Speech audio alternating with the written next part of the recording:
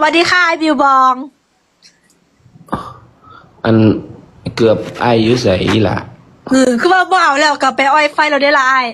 เกือบไอายเอาคือว่าไอายห้องหายข้าง อีห ห ล่า น้า เดี จะ ยว เอา ไป ไปโหลดคือว่า เป็น หาย เดือน แล้ว อยู่เด้ กระเจ้าว่าบ่เอา อีห แล้ ล่าว ไป ไอาย อีหล่าไปเป็นเดือนเลย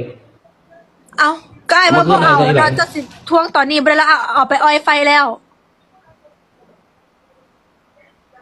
โอ้เกือบคนละ200นึง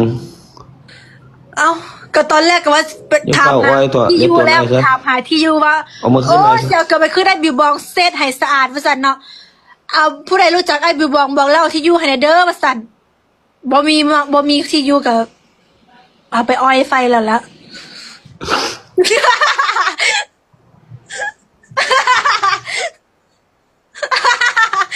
เอาไปรถ ว่าสีเซ็ตเกือบไปคืนแล้วเนาะเจ้าก็ว่า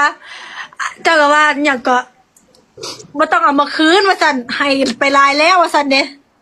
ไอ้ายต้องเป็นคนว่าอย่างสิก็เลยว่า อีหล่าไปรถอีหล่า ไวไฟสินดอก ไอเพิ่งได้ที่อยู่ไอดิส่งที่อยู่ให้พี่ซ่านี่ดอก บนทันแล้ว เกือบไอ้ายมันเหลือเครื่องเดียวแล้วยังว่าเอาไปอ้อยไฟจี้หนังแล้ว โอ้